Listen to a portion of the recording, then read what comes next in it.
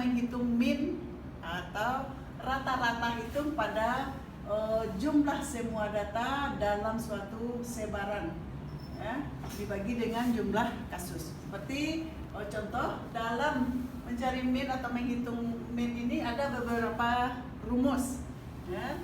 Mulai dari data tunggal, kemudian data bergolong, ada lagi data bergolong dengan cara simbol, ada lagi data tunggal rata-rata dengan gabungan. Itu rumus yang bisa kita pakai dalam menghitung min tadi.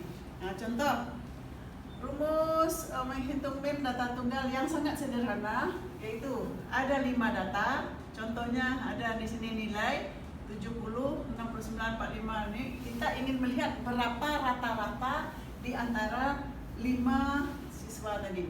Nah, kita tinggal menjumlahkan saja X1, X2 dan seterusnya, atau 70 tambah 69 tambah 45 tambah sama dengan 64.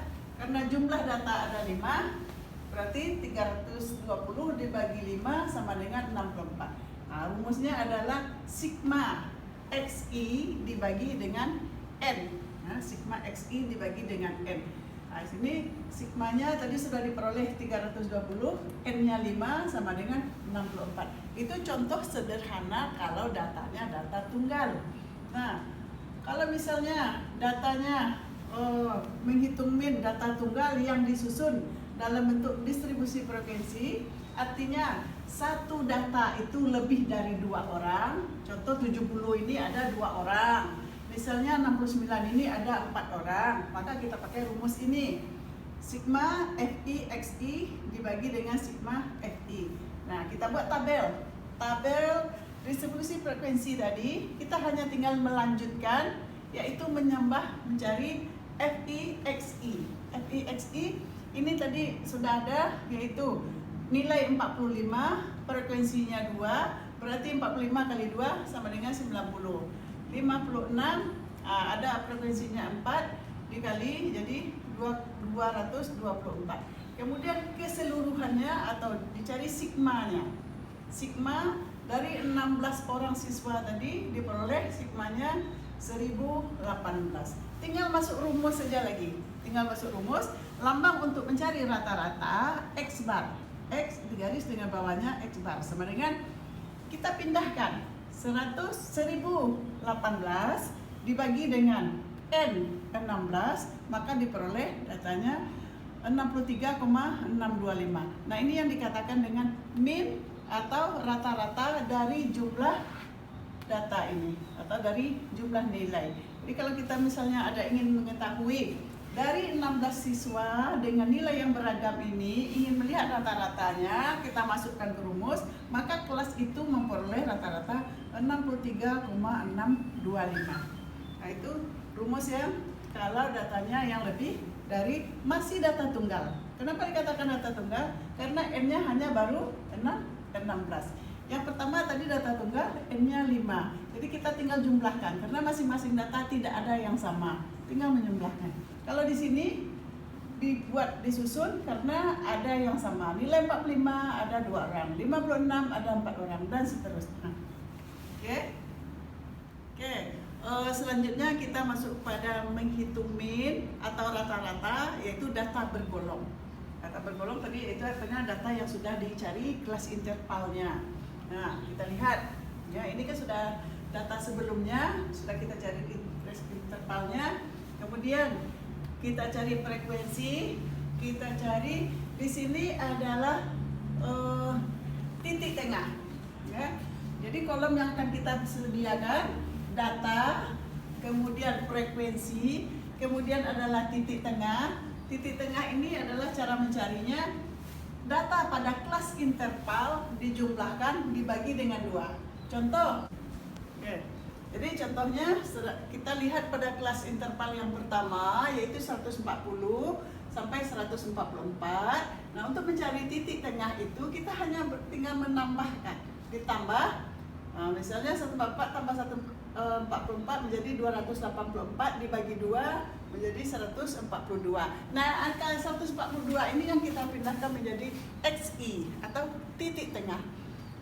Sama dengan data berikutnya 145 tambah 149 menjadi bagi 2 147. Itu yang dinamakan dengan XI atau titik tengah. Nah, kemudian pada kolom berikutnya yaitu kita hanya mencari, lihat lambang atasnya, FI XI. Berarti FI dikali dengan XI. Artinya di sini 7 dikali 142 diperoleh 994. Kemudian masing-masing dikalikan, dijumlahkan. Setelah dijumlahkan atau sigmanya, kita masuk ke dalam rumus. Mudah saja. Karena datanya 100, berarti sini jumlah ini kita bagi dengan N, yaitu 15.780 dibagi 100, maka diperoleh 157,8. Nah, ini adalah rata-rata daripada data yang ada pada tabel tersebut. Nah, tugas selanjutnya, nanti masing-masing data yang dibuat sendiri tadi dilanjutkan dengan mencari min atau rata-rata. Oke, kita lanjutkan. Jadi untuk mencari rata-rata tadi pada data bergolong ada beberapa rumus. Rumus yang berikutnya yaitu dari data tadi kita buat tabel, kemudian kita beri lambang. Yaitu di sini tinggal memindahkan data, frekuensinya, titik tengah sudah ada data tadi. Hanya di sini kita beri lambang yaitu C. C1 artinya itu sandi. C1 ini mudah saja, yaitu kita hitung, lihat data frekuensi yang tertinggi. Kita sebenarnya bisa saja diletakkan di mana saja nolnya itu. Kalau di sini kita letakkan pada frekuensi yang tertinggi yaitu 23, kita mulai dari sini 0. Untuk data berikutnya yaitu kita hitung min 1, min 2, min 3. Kemudian data ke bawahnya karena kecil dari apa ini jadi 1, 2, 3. Nah, ini yang dikatakan sandi tadi untuk meletakkan nolnya tadi. Ya, terserah di mana saja. Ke atas bergerak min 1, ke bawah plus. Nah, okay. Kemudian pada kolom berikutnya yaitu FICI. FICI itu kita hanya melihat lihat lambangnya FICI. Berarti kita mengalikan aja lagi 7 dikali dengan min 3, berarti diperoleh min 21. 10 dikali min 2 sama dengan min 20 dan seterusnya. Di sini 0. 0 berapapun panjang angka 0 itu dengan mengalikan 0 juga hasilnya tetap 0. Jangan mentang-mentang di sini ada 21, ada 23, tulis 23 itu salah. Jadi kita harus lihat berapapun, kalau pengaliannya 0 hasilnya tetap 0. Nah, kemudian yang berikutnya pada frekuensi berikutnya yaitu ada 21 di sini. 1 berarti 21 plus 1 sama dengan 21. Kemudian kita cari sigmanya. Nah, mudah saja cara mencari sigmanya. Jumlahkan angka min ini dulu, nanti ini dijumlahkan juga. Angka yang di bawah kurang dengan angka di atas. Ya, kalau kamu hitung satu-satu susah, ini aja jumlahkan. 21, 34, 18 berapa? Misalnya, ya kita contohkan 21, 34, 18 ditambahkan 1 tambah 4, 5, berarti sini 13, naik 1, 3, 6, 7. Kemudian yang di atasnya ya 21, 20, kemudian 16 dijumlahkan 21 berarti 7, 13, 1, 57, 73 kurang 57 sama dengan 16. Nah, ini dia ketemu angka 16 daripada kamu susah pula menghitungnya. Jadi tanda plus dikurang dengan yang min tadi diperoleh 16. 16 baru kita masuk ke dalam rumus sandi tadi, yaitu cara menghitung min dengan cara rumus sandi.